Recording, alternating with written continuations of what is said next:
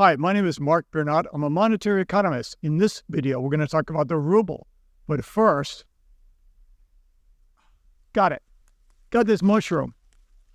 Often, I'm deep off-grid in an Eastern European forest. Oftentimes, I like to experiment. I like to take mushrooms I've never seen before, very colorful mushrooms. I'm out here hunting for mushrooms and just experiment. Quite tough, but I didn't take a bite, you see. And I like to experiment with mushrooms. I like the colorful ones, unusual ones. Don't know what's going to happen.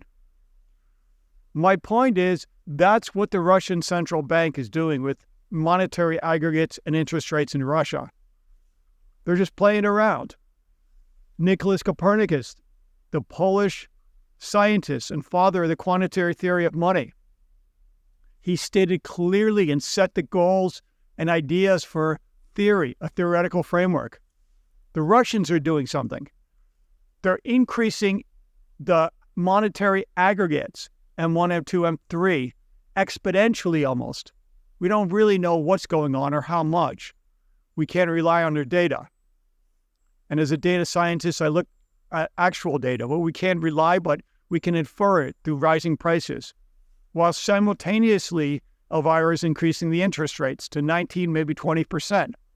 Never been done before. Like me eating this mushroom. I mean, look at all these beautiful white rabbits around me. This is an amazing forest.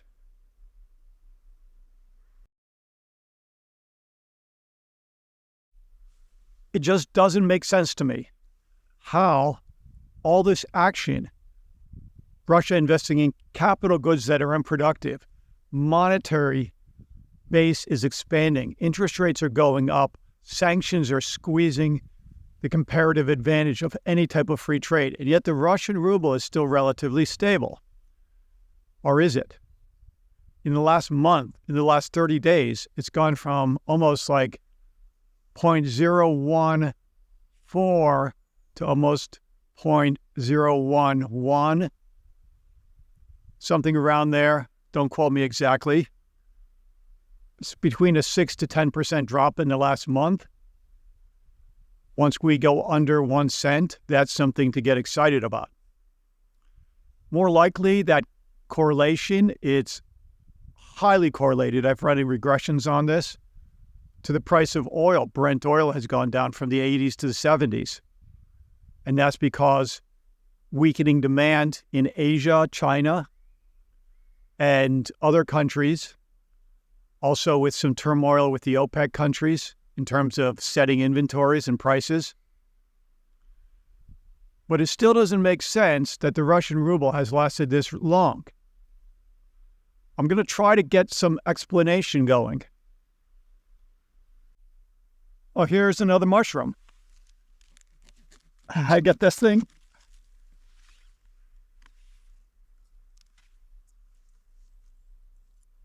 I think I know what's happening to the Russian ruble. That was a pretty good mushroom. What I think is happening is, under normal economic conditions, you have the equation, the monetary theory, connected to the quantity of money, MVPT, the quantity theory of money equation, largely connected to the supply of money under constant demand or normal demand, or even abnormal hyperinflation conditions. But another part, a component of the strength of any currency is confidence in the currency. And the ruble is trending down, so it's gradually losing its confidence. It hasn't collapsed yet.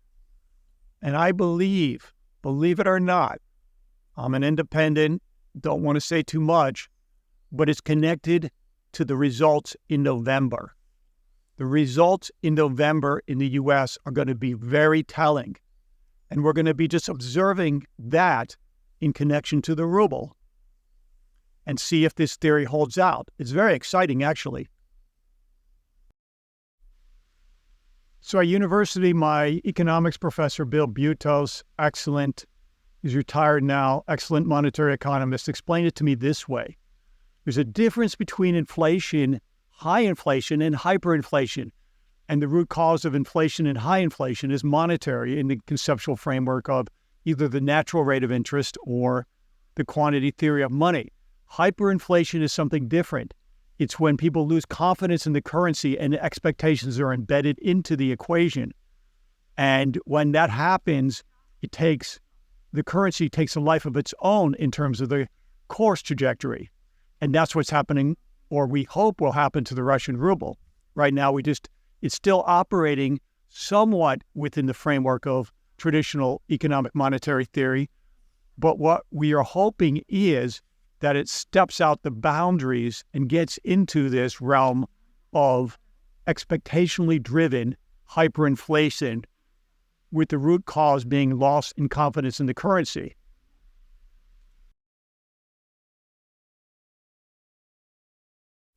And I can almost assure you that will happen. The Tsar of Russia is like Nero fiddling while Rome burns, and it is burning. So I have an idea. It's an entrepreneurial idea if any of you want to take it up. Why not, in a simple vector graphic program, you could use Inkscape, take a Russian ruble, vector graphic it, and then on, let's say, recycled paper and ecological ink, soy ink, make tissues out of the Russian ruble, a tissue box, or other paper goods you can think of for Russian ruble. People like to have it in their powder room.